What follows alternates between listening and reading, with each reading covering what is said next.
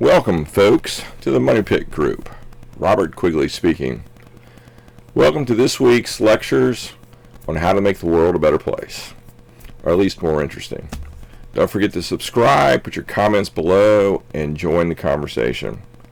The first video this week is going to be titled, A Roadmap to the Presidency. I'm going to do another video on the pros and cons of scalping and day trading in the investment markets. Another video on Warren Buffett's style of investing, and another video on trading versus investing, the pros and cons. Okay, so let's get right in with the roadmap to the presidency.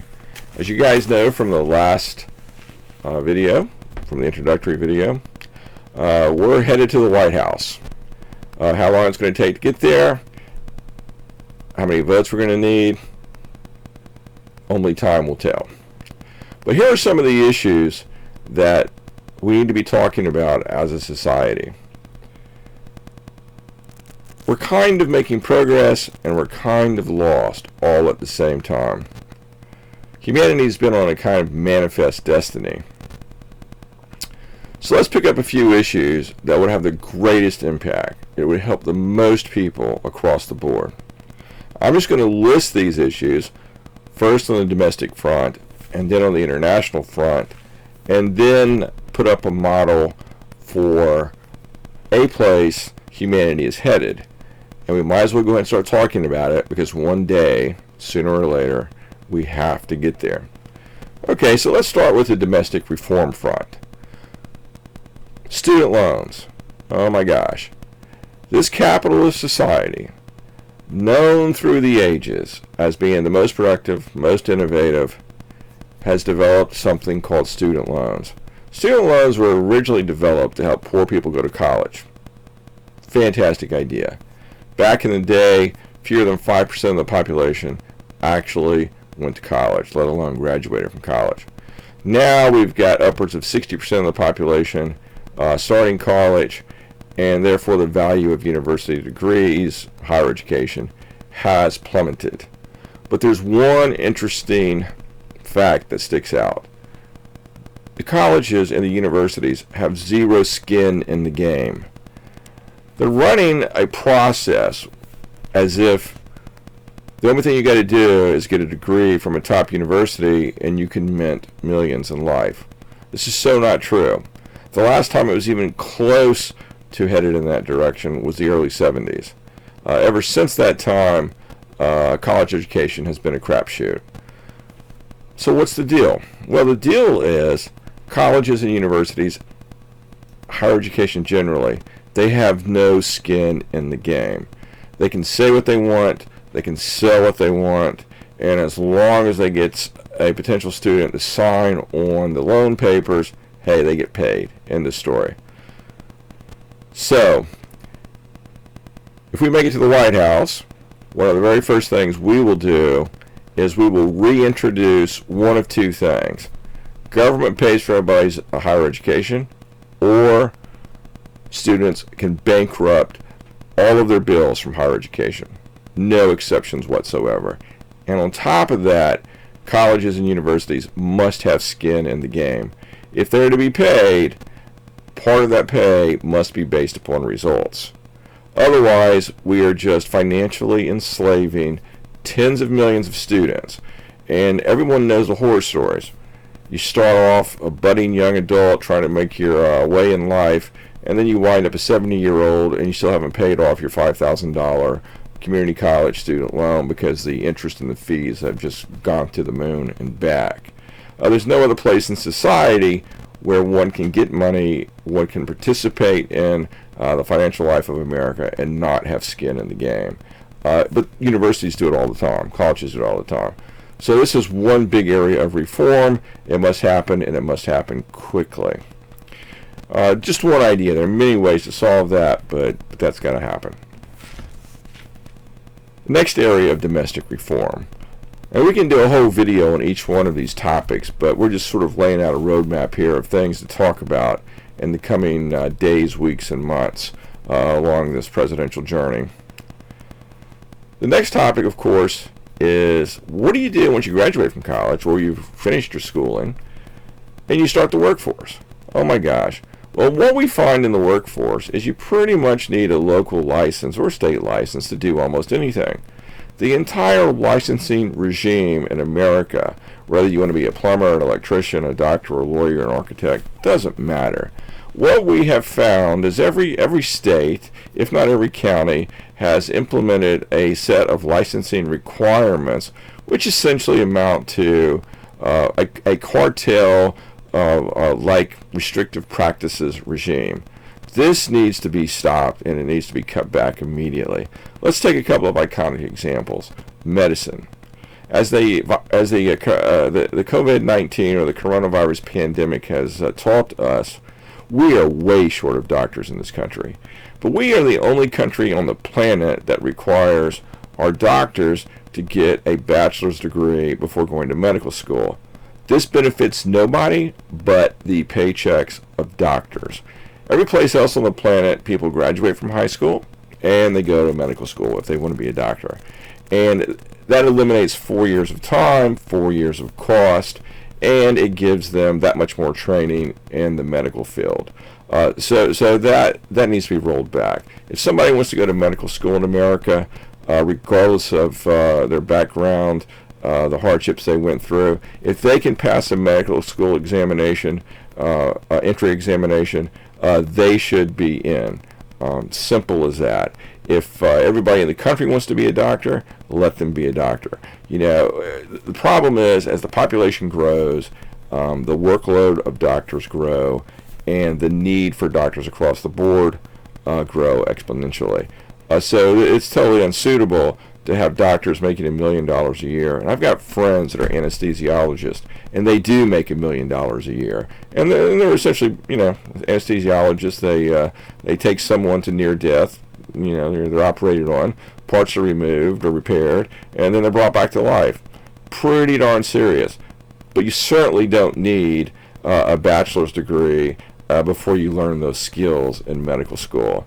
Any smart high school graduate can go to medical school and learn how to do the same thing. In fact, that's what happens in the rest of the world. So there's just no excuse to allow the professions to institute and maintain these restrictive practice cartels simply to protect their pocketbook. Okay, now what's another example? Law, basically the same boat. The rest of the world, you go from high school to law school. You do the equivalent of your local bar exam, and then you go off and you help people. Again, in America, bachelor's degree, totally worthless. It's doing nothing but making the educational path more expensive. It's making it more difficult to bring bright people into the field, simply because once you go through all the training and education, you've got all this debt, and you're like, wow, what did I do? So that's just another problem. We can look at trades. Trades is the same thing.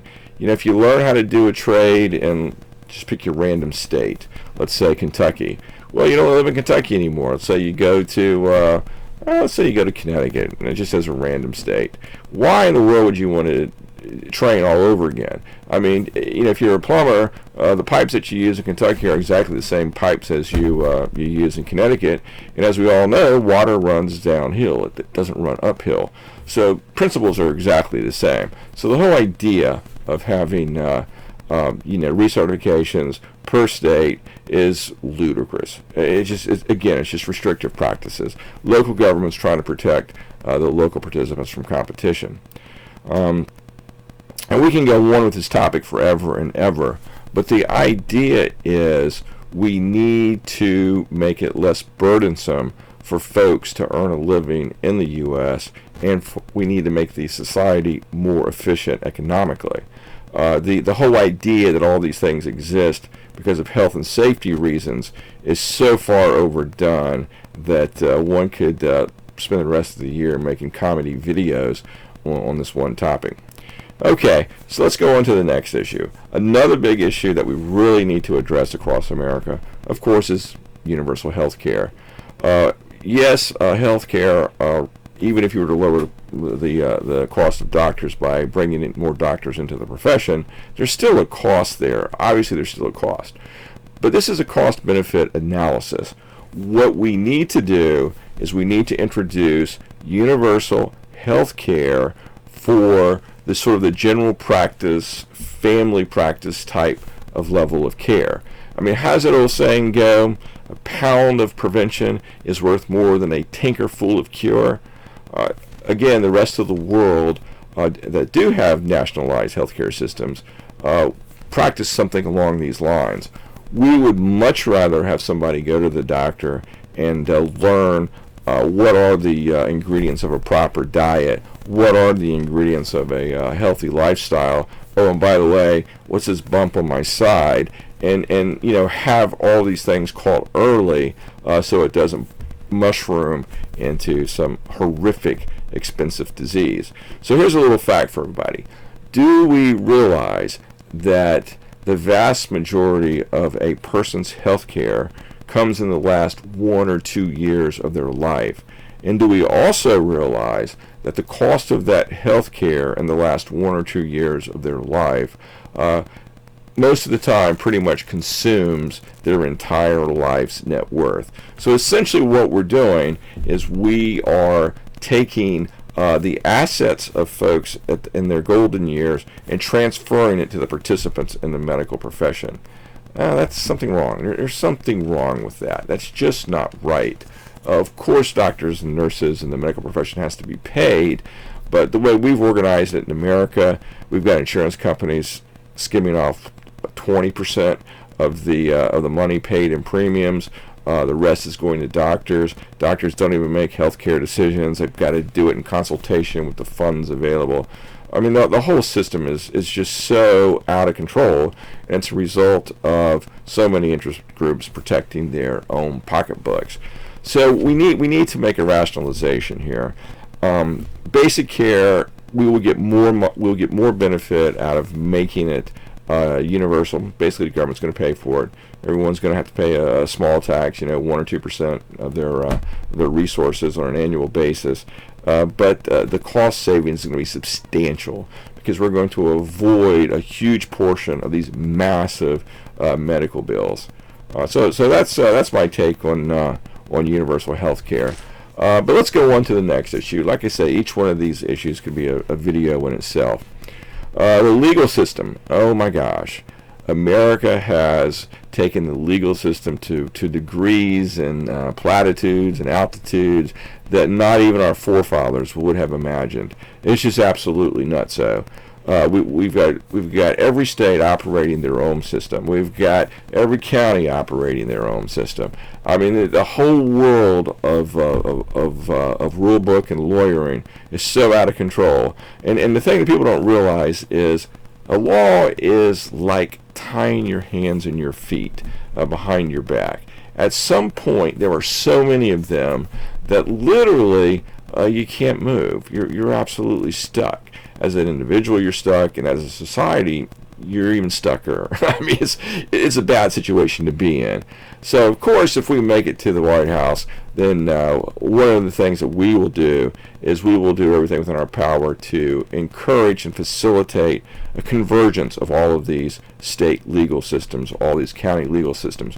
We're not living in 1800 anymore. I mean, you can get from one side of the planet to the next side of the planet in like 20 hours. You can go from one side of the country to the other side of the country in a couple of hours.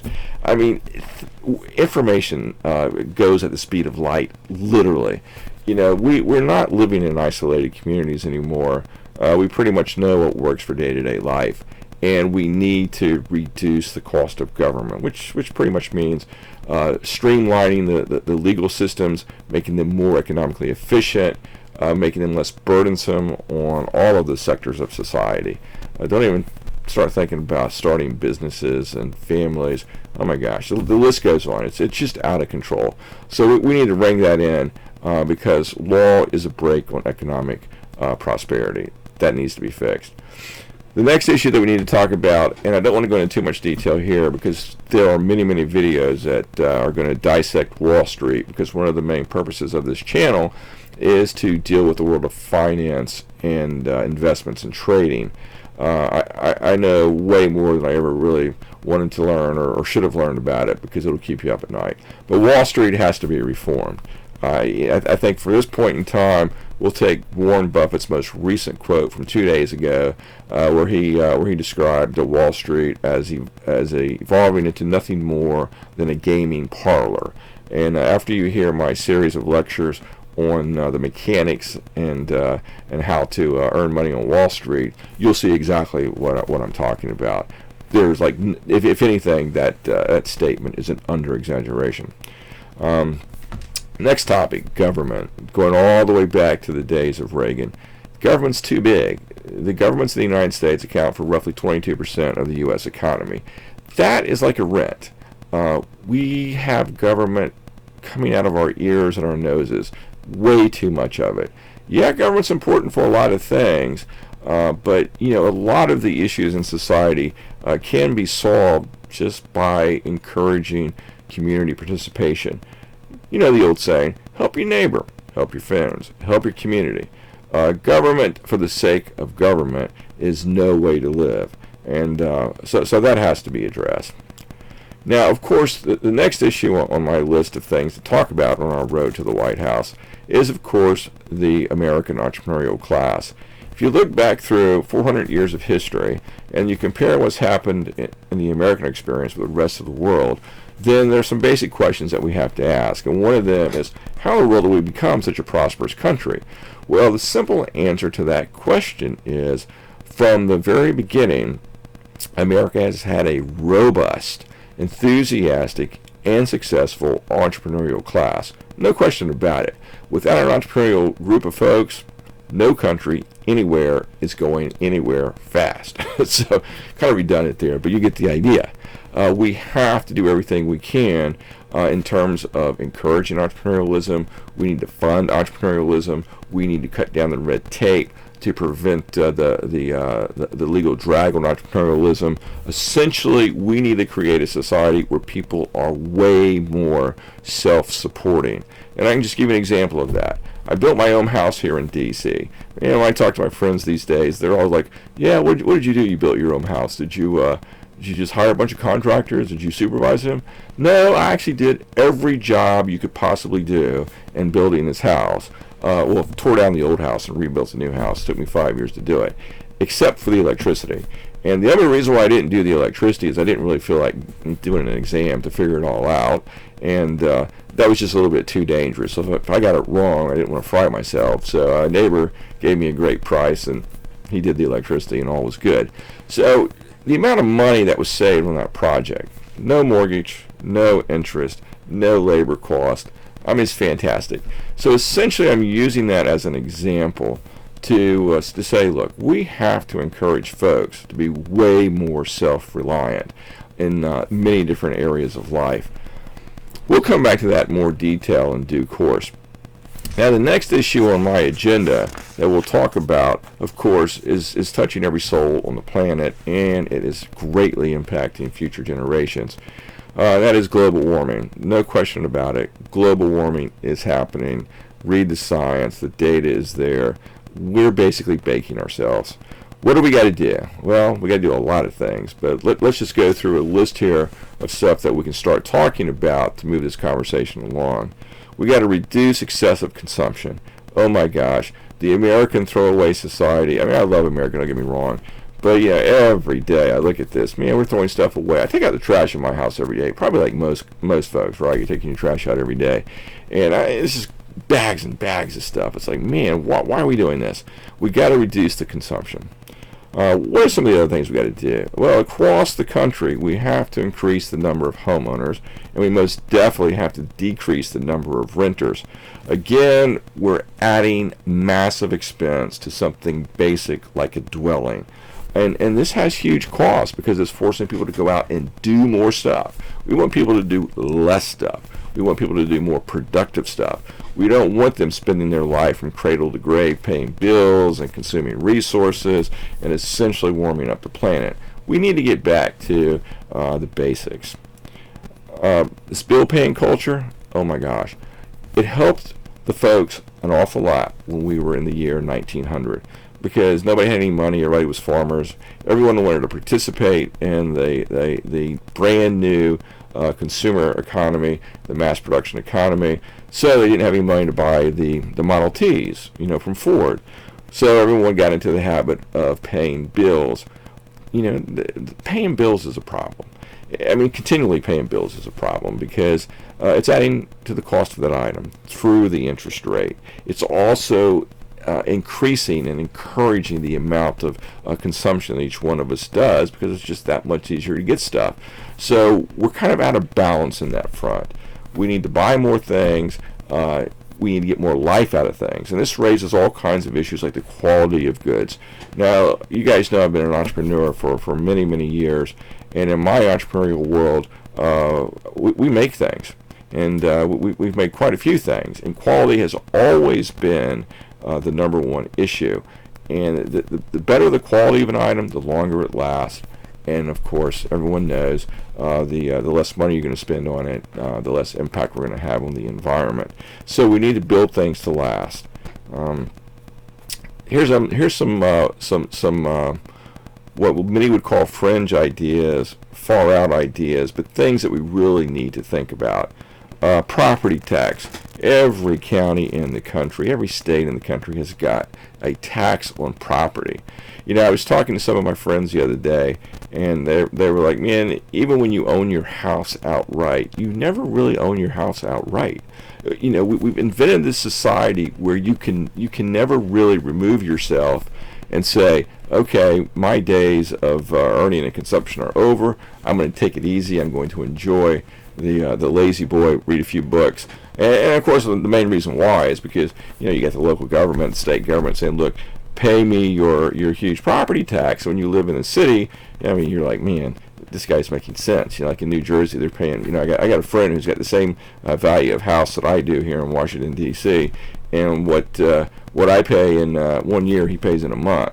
It's like, why would you live in New Jersey? Well, he's an anesthesiologist, but that's a different story. But the taxation is over the top. And I know we're using the local property tax to fund the education, to fund police, to fund firefighters, and that's all well and good. But there are other ways to organize a society. For example, just again, sort of out there, sort of crazy idea, but we've got to get the discussion going. Is many places have volunteer fire departments, and there's not a fire every day, and houses don't burn down, buildings don't burn down every day, but you're going to have that volunteer fire department every day. And when you have that, it'll be lower cost. And when there is a fire, the community can put it out, because we all know about the fire of London. If you don't put out your fire, well, the whole city goes down. So you can use community involvement as ways to reduce the cost of some of these items. Let's take policing, for example. Crime across America is out of control. It's always been out of control. But there are a few simple things that one can do to solve that problem. Let's use Singapore as an example. In Singapore, there's a cop booth on every street corner pretty much. And there's a cop station there. You got a couple of cops there. It's like a 24-hour duty thing. And they know the neighborhood. They know what's going on. And then as a consequence, you don't have the same problems in Singapore that you do in the United States. Now, this topic right here could be like an entire university lecture course, but drug addiction just doesn't exist. When I say doesn't, I mean it's like 0.00001. I mean, it's so not an issue. Burglaries, robberies, theft, this stuff doesn't exist. I mean, when you have a community that is keeping an eye on itself, there are less problems. And when you have people in the community that are willing to step up when they see something wrong, well, you're going to have less problems. So I'm just kind of using it as an example where policing in mass is kind of very expensive, and it's not really making us as safe as we think think it is. And then, of course, education. Oh my gosh, you got to pay the educational unions. You got to pay for all the teachers. Don't get me wrong, we got to learn stuff. We live in an advanced economy. But, again, community involvement. Look at the success of the homeschoolers. Boy, those kids are doing really well. I got a couple of friends up the street, and they've homeschooled their boys. I see them out playing all the time, and they're getting A's on their exams, and they're really bright kids. And that's just one example of many. We all know positive examples of the homeschooling situation. It takes a family to raise the kids. It takes a group, and I'm not so sure that this continued throwing of huge amounts of money at the local public education systems is really solving anything. We have to reform that area.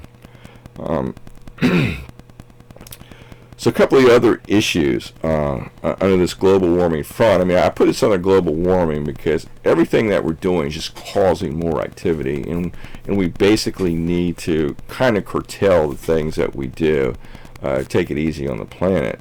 But more direct issue of global warming.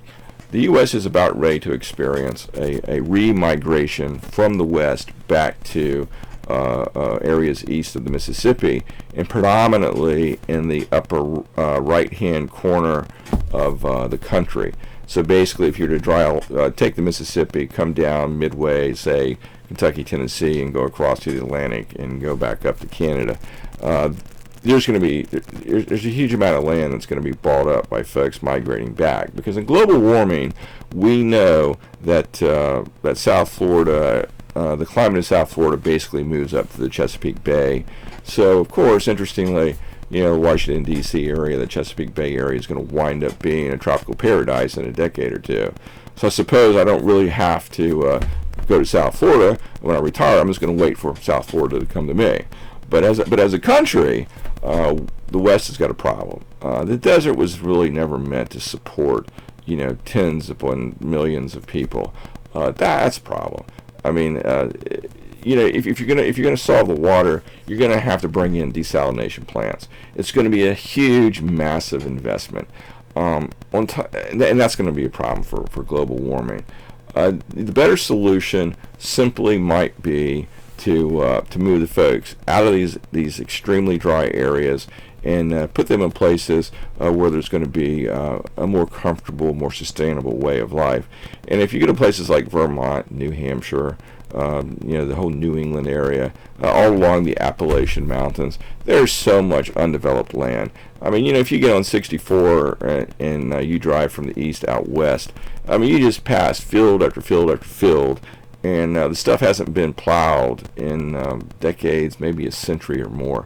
There's just so much unused land, and these areas are way more suitable to support a much larger population. So that's going to happen. I mean, I'm talking about it, but global warming is going to make it happen. So we are going to have a remigration of people back east. Now, another big issue along this theme of being self-supportive and cutting down our resources is the Amish community. I mean, we have a very strong, robust Amish community in the United States, and they're very often ignored unless, of course, you're in Pennsylvania. Then you know all about the Amish community, and if you live around Lancaster, Pennsylvania, you're an expert on the Amish community. But their lifestyle, they go up to the 8th grade, and then they're done. And they are essentially farmers, and they've been living the same way since the 1800s and before.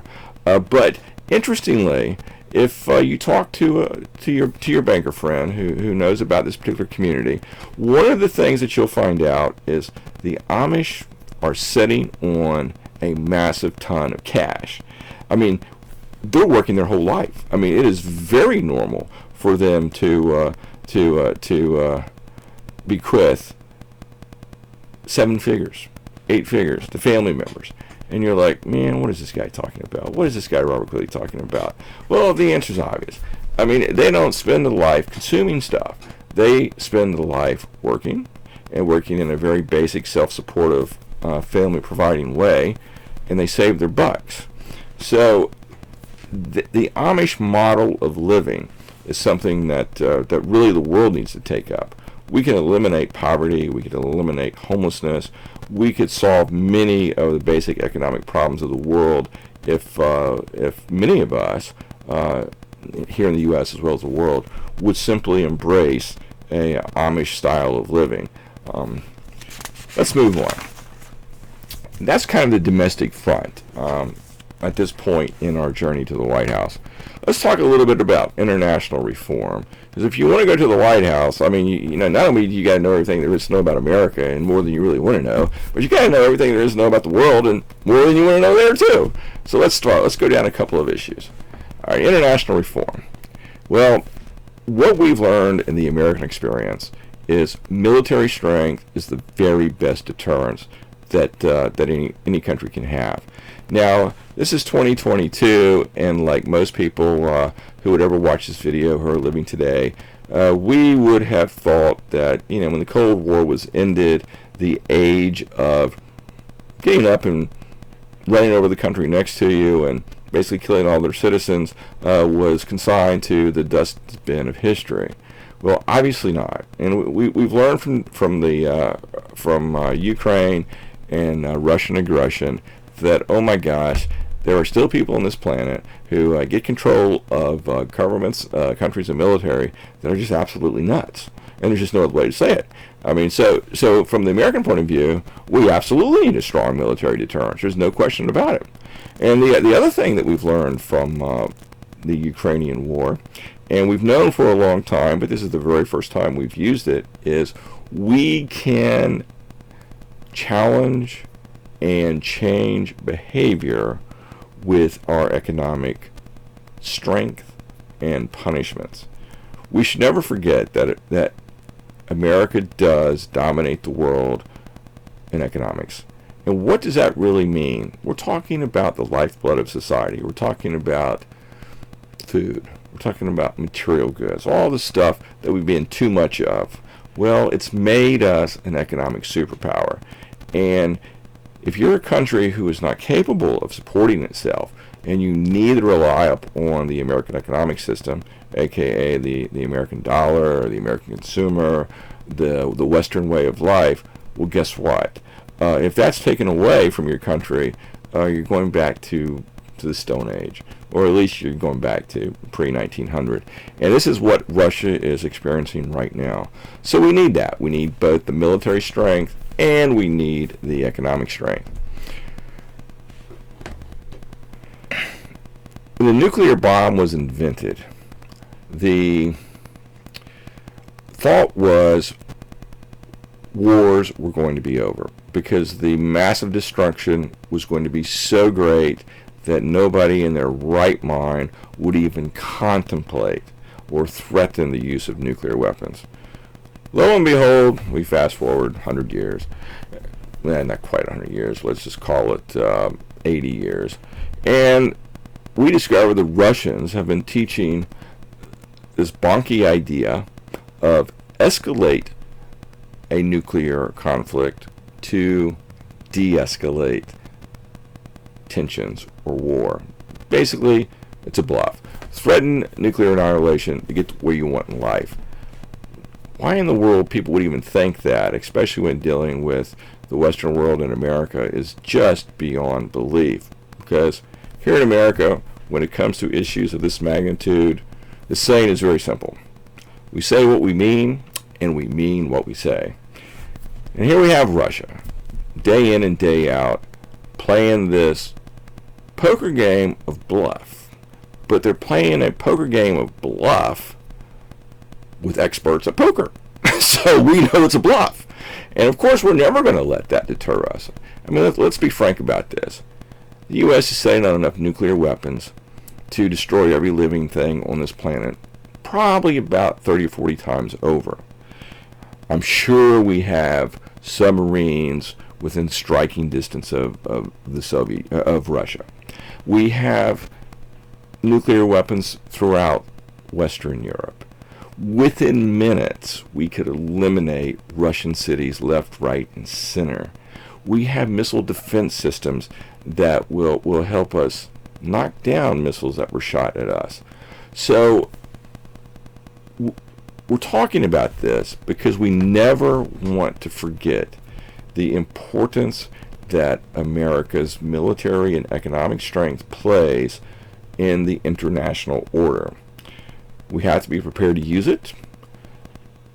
We must not think twice about it if the issue ever arose.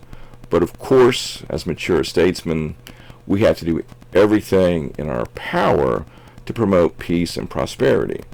But sometimes when you deal with nutcases, then the remedy is going to be along the line of a nutcase remedy.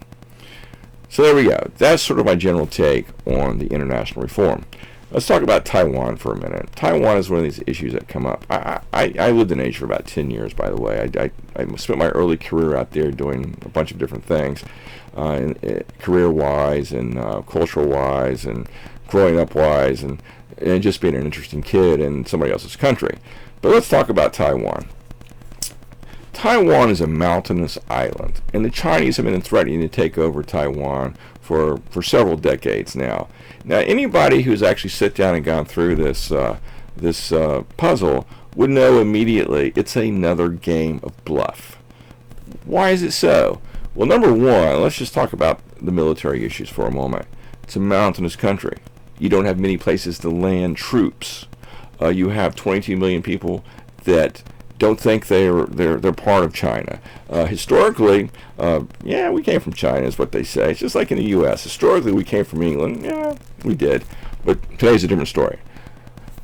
The Taiwanese have all learned from the Ukrainians that the best way to deter aggression and to protect yourself is to stock up on huge numbers of anti-aircraft missiles, huge numbers of anti-tank missiles, huge numbers of anti-ship missiles.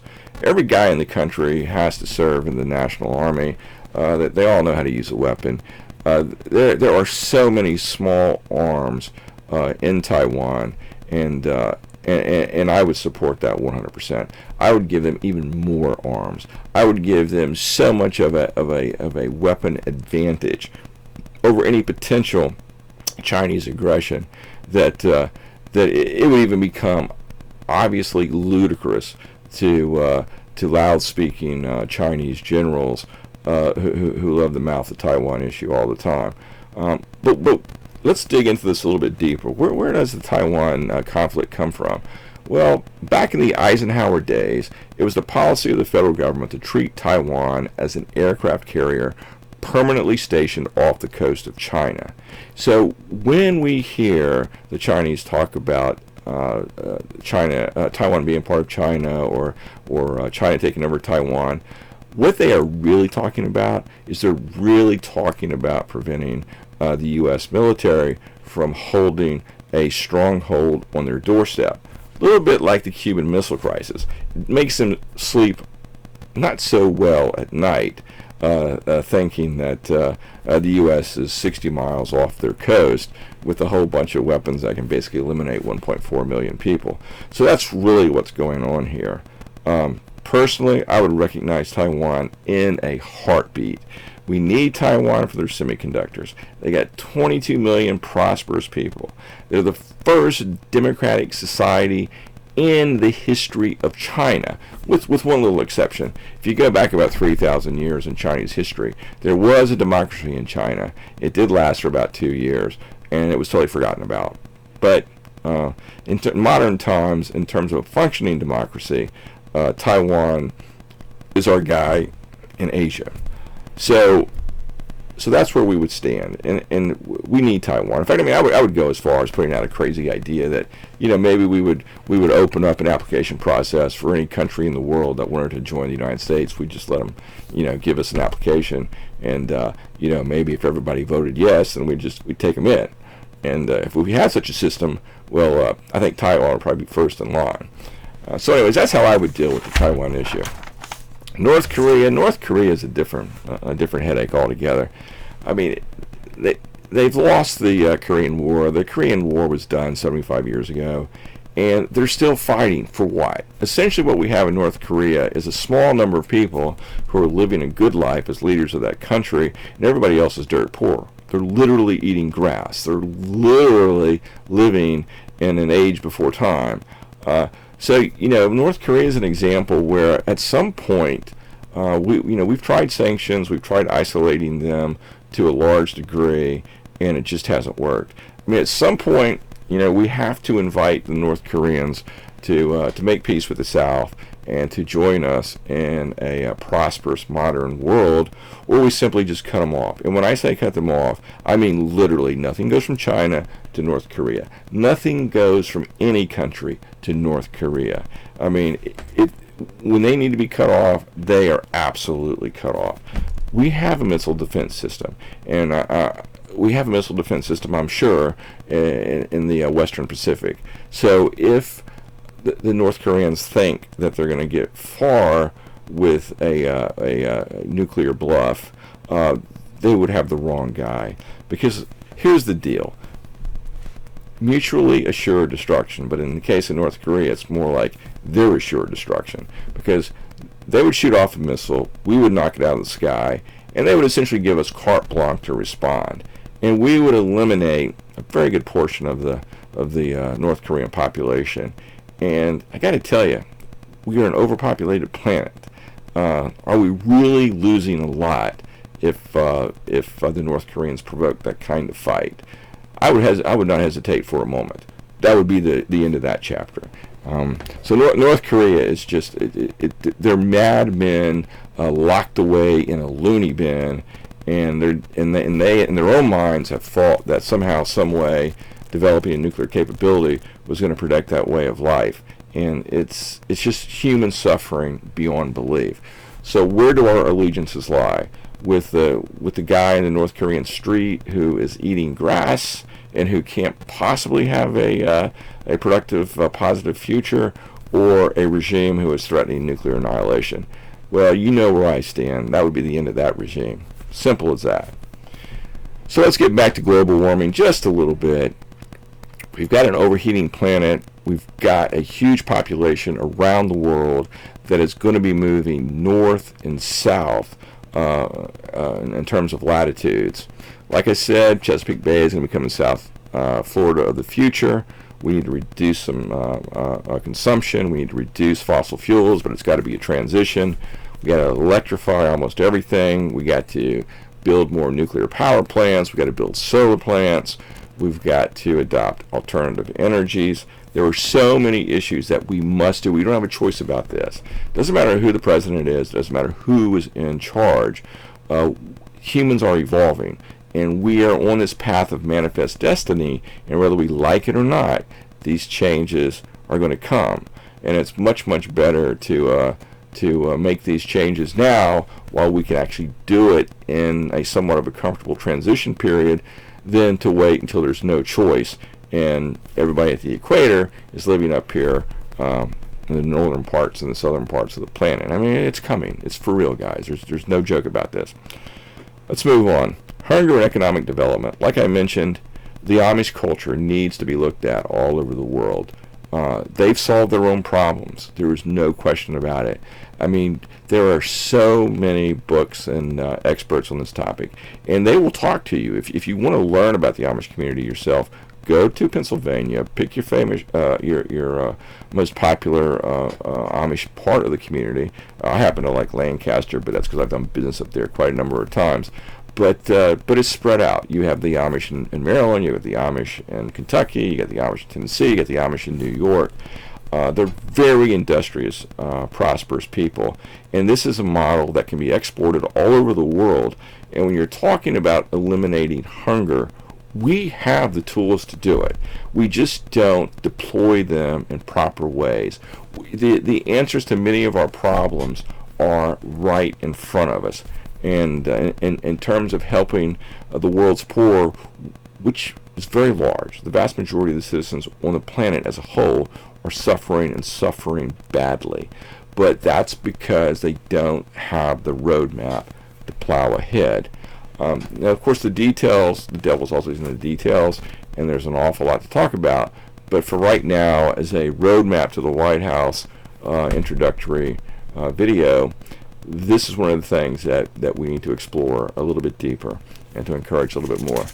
Now, going on to the last topic of this video, we are, this is where Hattie Dines is going to go, man, this guy's making a movie, and he's entertaining us, and this is all cool and everything, but he's nuts. He's out of his mind. All right, so like I said, here we go. Humans are on a path that I'm calling Manifest Destiny. And we've gone from a cave in South Africa, we've populated the planet, we've lived through millennia of tribal warfare. The British gave the world common law. The U.S. took that idea and, like I said, we built it to the moon. I mean, we refined it to the point where, wow, you just really can't get any better. But the next step in this, on this road of human organization, of course, is a new world government. There's no question about this. And do we need it? We absolutely need it. Why do we know we need it? Well, we know the UN has failed. We know we still have situations like Russia invading Ukraine. We still have situations where China thinks it can, go take over an untouchable island 60 miles off their coast. I mean, these are just examples. I mean, we could go through a whole litany of warfare type examples around the planet. But humans are organizers.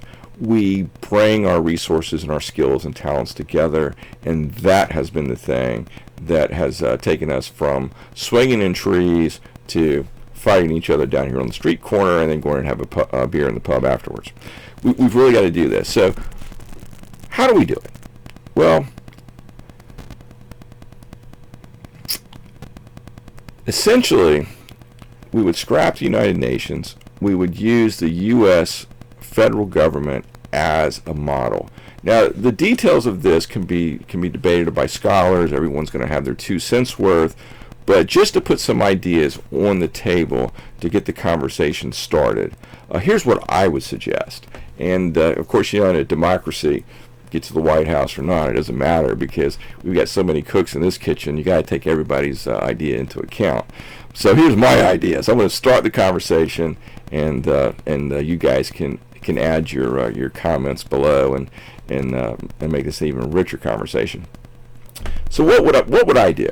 Well, I'd say, look, we're gonna base this thing in Washington D.C. New York is just too darn busy, not enough parking spaces, too many people, rent's too much. Everything about New York is too much. It's a cool place, but too much. So where are we going to put this world government? Well, we're going to put it in Washington D.C. First thing we're going to do is we're going to add the Capitol. We're going to take the Capitol building downtown, and we're going to give it a dual purpose.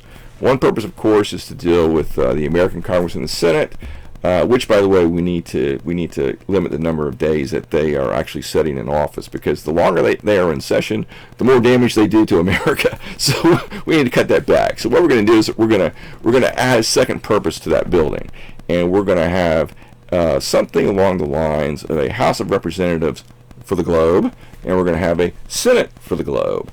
And the general idea is each country is going to produce three delegates to the Global House of Representatives, and those 3 delegates are going to have 1 vote. That way, there's enough representation.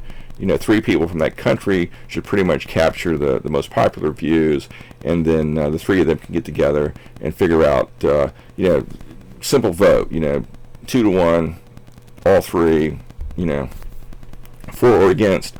In terms of how that 1 vote is going to be cast.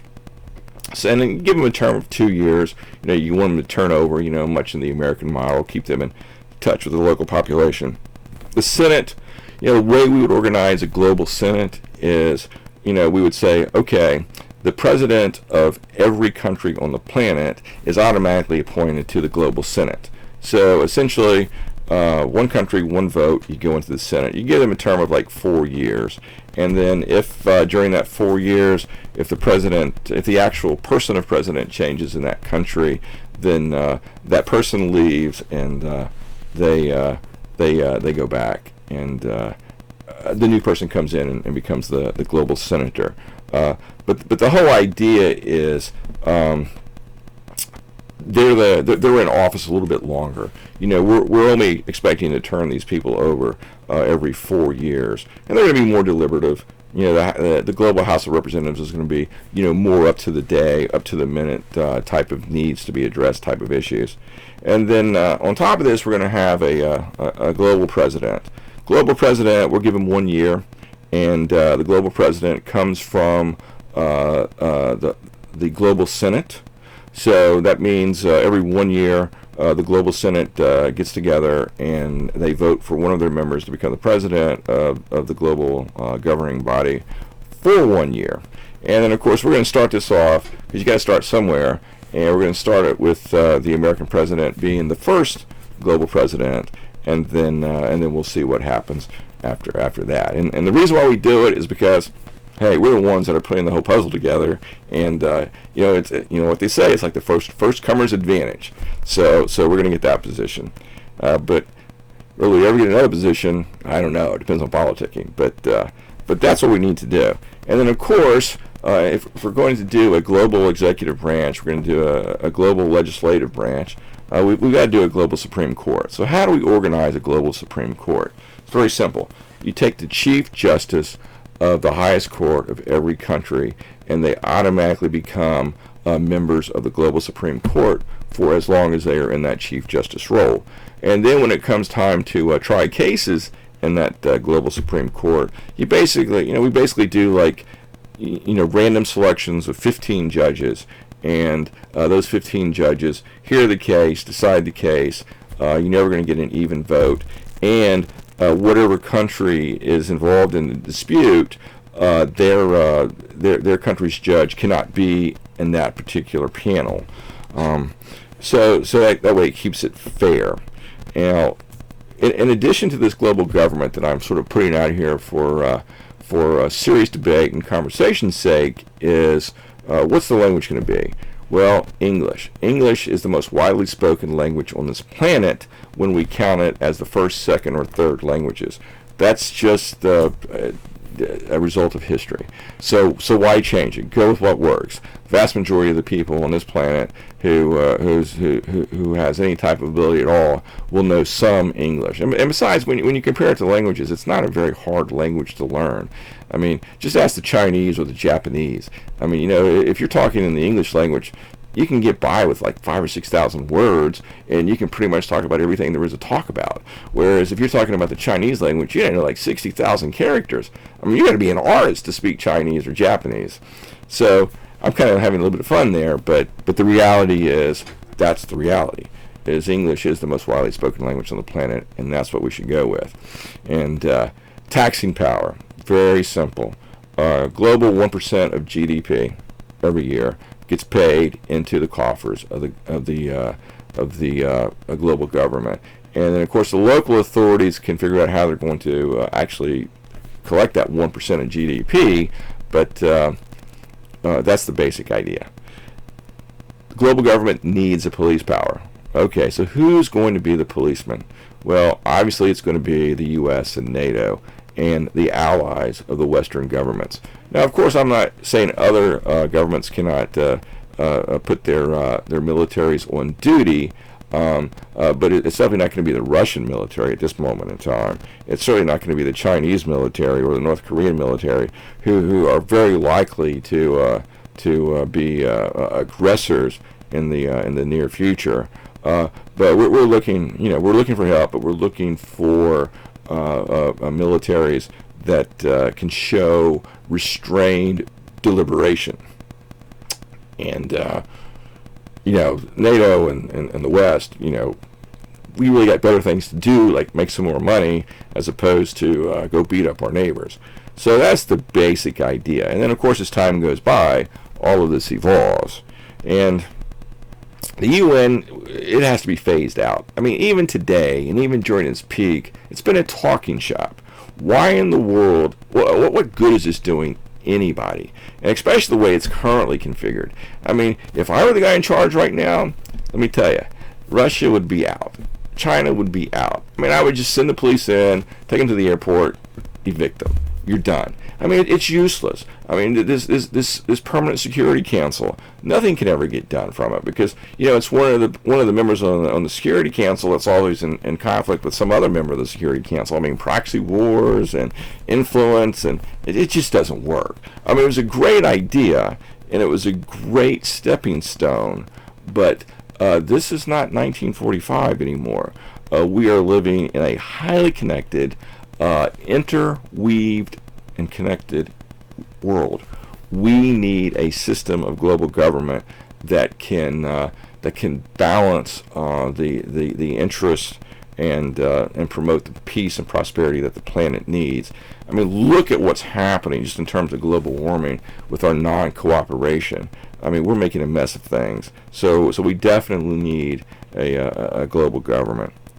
So essentially, overall, we need to shrink the huge body of laws that exist at a national and local level. We need to converge the governments on the planet. Sort of, it's like making sausage. You kind of smash them all together, roll them up, put them out, and you get a nice product. And it's called the global legal system. We need to make everything coherent and streamlined as a whole. So essentially, this is my opening remarks on our road to the White House and how we might get there. And if you have any ideas, agreements, disagreements, points of concern, please put them in the comments. Don't forget to subscribe to the channel and pass it on to your friends. And together, we just might make this world a better place to live in. Until next time.